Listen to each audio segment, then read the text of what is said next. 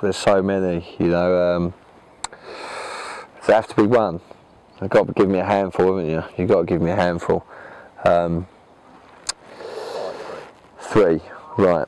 I wouldn't be without size 8 choddy hooks. For the last 2 years or so I've used them almost exclusively for coated hook links and chod rigs, and they've just, yeah, it seems to, the hook to land ratio on them is phenomenal. They're sharp, and that's all I want from a hook, you know. If I get the bite and it stays in, then I don't need to worry about anything else.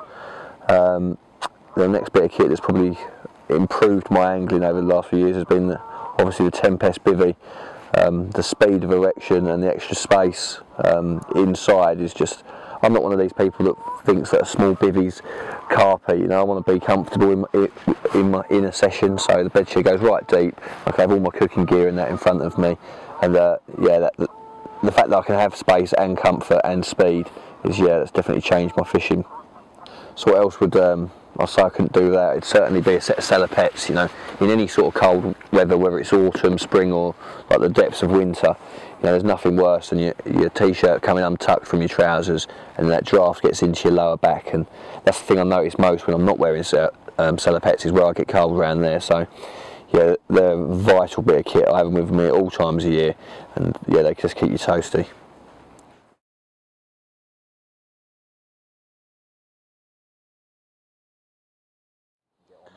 Pack up and move, you know. Camping, you know, you can do that in your back garden. You know, like, I'm at my happiest when I've seen one I've just cast out and I think I'm going to get a bite any second.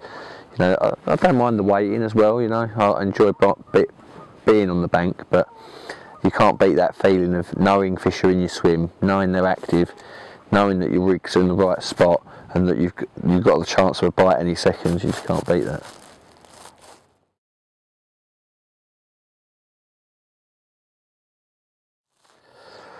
I'd say little and often. Every time that I've tried to use bait to generate a hit, as in I've thought, I'm going to go down there, I'm going to put loads of bait in, and then I'm going to sit on it, it never materialises for me.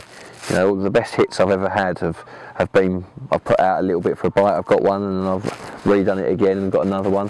I think especially when boilies are concerned, you put too many of them out, and it takes them just longer to get through them and get to your hook bait. So we're not trying to feed them, we're trying to catch them. So yeah, little and often, definitely.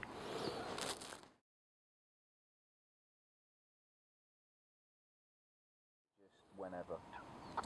Depends on the time of year, really. The one thing that I've noticed over the years is that spring and summer bites tend to be in the morning, generally, not all the time, but generally they'll be in the morning from first light till 10, 11 o'clock, and autumn bites tend to be in the dark, and that's how I'd sort of say. I wouldn't say it's necessarily a big one, so I'd say I've had most of my big ones during daylight. I've had the odd big one at night.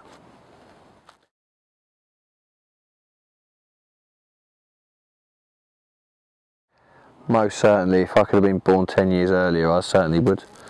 A, house prices were cheaper, and B, I would have caught Mary in the Black Mirror and all those other lovely blue carp that used to exist, but unfortunately that's just the way it is.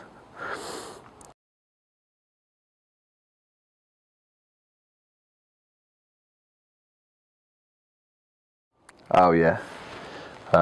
Firstly, there's a day ticket water near Stansted. It's about 1 acre to 2 acres in size. It's got 50 carp in it and an average depth of 3 feet. And for the rod hours and the amount of time I had fish swimming over my rigs, it used to absolutely break me. Generally fished it in the winter, but you always knew where they were. You used to see them and stuff. But yeah, sometimes you'd catch when you'd see nothing, and other times you'd see 50 shows and catch nothing. So there was just no rhyme or reason. Looking back, I think a little bit of it was to do with people pre-baiting and the fish were overfed and they managed to feed on your baits at night and stuff. But yeah, that water, for the stock and the size of it, was far harder than I could ever have imagined. Other than that, Conningbrook was a bit of a headbanger. The fish were done, they got on the wind like you'd expect on a sort of open pit like that, but they spent most of their time feeding in the upper layers, and because we all thought that two-tone wouldn't get caught on the zig, we all fished on the bottom, so it was quite infuriating knowing that you had fish jumping out all over you and you might as well be at home.